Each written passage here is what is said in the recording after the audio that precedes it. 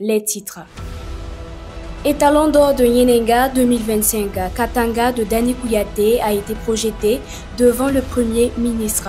Le Premier ministre Rimtalba Jean-Emmanuel Udogo a assisté à la projection du film Katanga, la danse des scorpions, hier soir au ciné Burkina. En lice pour l'Étalon d'or de Nyenenga, ce film long-métrage fiction est une œuvre de belle facture. FESPACO 2025, retour sur l'histoire du cinéma burkinabé. Le cinéma vient de loin, porté par des visionnaires. Dès son avènement, le 7e art burkinabé n'a cessé de monter sur l'échelle continentale. Nous sommes allés sur les traces d'une histoire bien écrite. La découverte de ce récit dans ce journal. Madame, Monsieur, bonsoir, bienvenue à cette édition. Comme annoncé en titre, la projection du premier film burkinabé, en lice pour l'Étalon d'or de Nyenenga, a eu lieu hier soir en salle de ciné, en présence du Premier ministre. Katanga ou la danse des scorpions, un film de 113 minutes, a réuni les acteurs dans une sérénité, prêts à vivre des moments forts créés par Dani Kouyaté. Détail avec Gloria Balou. Ça se passe ici, au ciné Burkina. Katanga, le film tant attendu. Avant le début de la projection, l'on peut observer des cinéphiles impatients de se faire enregistrer pour rejoindre la salle. Les membres du gouvernement, les acteurs et les cinéphiles sont tous sur leur soif. L'heure a enfin sonné, le moment de la projection. Une atmosphère de silence se fait enregistrer dans la salle.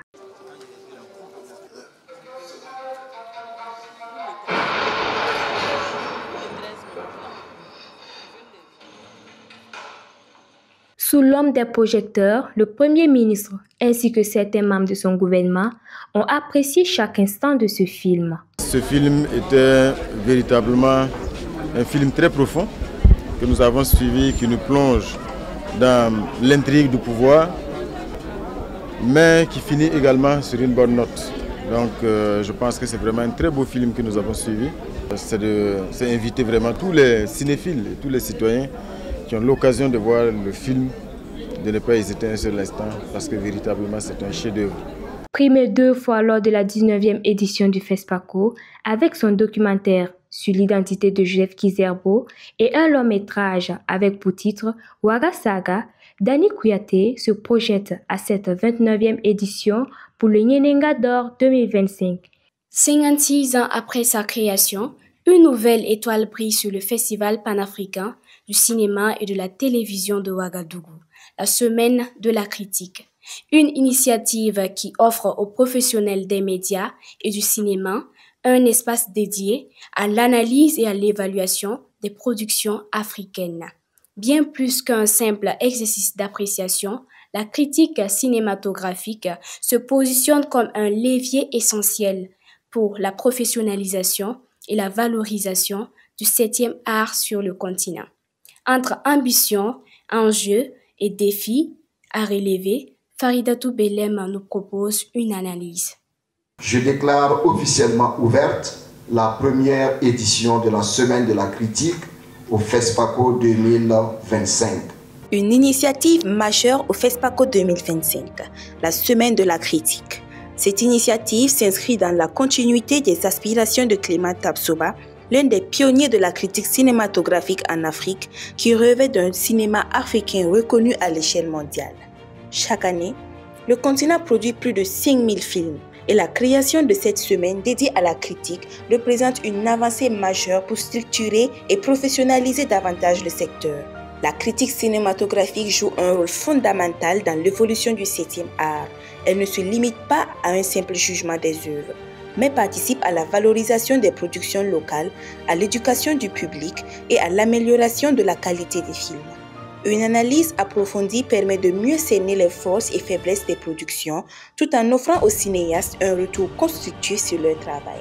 Monsieur Justin Woro, ambassadeur du Burkina Faso en Allemagne, voit encore plus loin.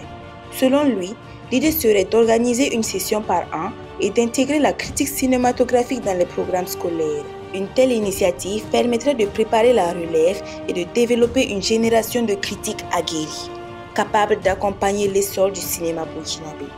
Toutefois, Il souligne des défis à relever pour structurer durablement cette discipline et la rendre pleinement opérationnelle. Le manque de professionnalisme, parce que l'ensemble des acteurs ne sont pas formés et cela peut constituer un handicap à l'activité critique. Il y a aussi les espaces de publication qui ne sont pas suffisants ou qui ne sont pas connus. C'est de travailler à ce que cette critique puisse être connue. Nous reprochons également à la critique cinématographique africaine d'être parfois circonstancielle, intimement liée au FESPACO et peut-être à d'autres festivals comme les JCC et d'autres festivals ailleurs. Depuis 2005, la Fédération africaine de la critique cinématographique FAC organise des ateliers de formation pour produire des bulletins critiques lors du FESPACO. Ce travail, bien que significatif, mérite d'être renforcé avec la Semaine de la critique, qui pourrait devenir une véritable institution au sein du festival. Car produire des films ne suffit pas. Encore faut-il les analyser, en évaluer l'impact et les replacer dans un contexte artistique et sociétal plus large. Une critique structurée et rigoureuse permet non seulement de faire progresser l'industrie cinématographique, mais aussi d'en faire un véritable vecteur de conscientisation, de cohésion sociale et de valorisation des cultures africaines. Avec cette nouvelle initiative, le Burkina Faso affirme une fois de plus son engagement en faveur du cinéma africain. Toutefois, pour que la critique devienne un véritable pilier de l'industrie cinématographique, il est essentiel de lui accorder les moyens nécessaires. Former des critiques, structurer des espaces d'analyse et intégrer des disciplines dans les politiques culturelles permettront non seulement d'accompagner les créateurs, mais aussi de soigner l'image du 7e art africain sur tout le plan international. L'inspecteur Rock du commissariat de Tampi, la célèbre série policière burkinabé, il compte parmi les réalisateurs dont les films sont en compétition au FESPACO 2025. Nyan Banga, un film documentaire, c'est l'œuvre de cet illustre homme de cinéma, Innocent Ilboudo. Vous êtes un policier, vous devez défendre les intérêts de la nation, au prix de votre vie. Inspecteur Rock, c'est sous ce nom qu'il est connu à travers la série télévisée à succès Commissariat de Tampi de Feu Missa Ebié. L'ambiance des plateaux de tournage, ça manque. Et quand tu es dans une activité et que c'est de la passion, ça te manque. C'est pour pouvoir être toujours dans les ambiances de tournage de films que je suis allé me former pour être réalisateur. Et là, s'il y a manque de tournage en tant que comédien, que moi-même je puisse créer les conditions de tournage pour pouvoir être toujours présent dans le circuit, dans l'économie du cinéma, que ce soit du Burkina ou du monde entier. Sekou Ouma Sidibé à l'état civil est maintenant acteur, réalisateur et producteur de cinéma avec sa structure de production dénommée Nafadou, maison de bénédiction en Dioula. Il est en compétition avec une œuvre à ce FESPACO 2025.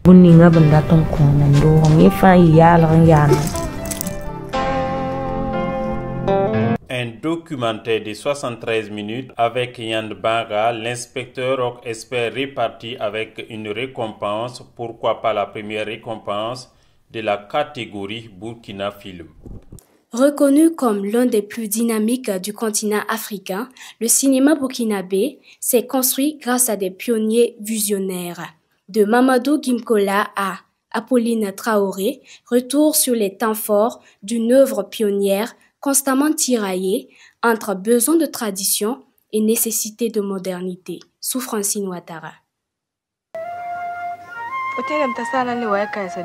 Au fil des décennies, le Burkina Faso s'est imposé comme un pilier majeur du 7e art en Afrique, porté par des figures emblématiques et un engagement politique fort en faveur de la culture.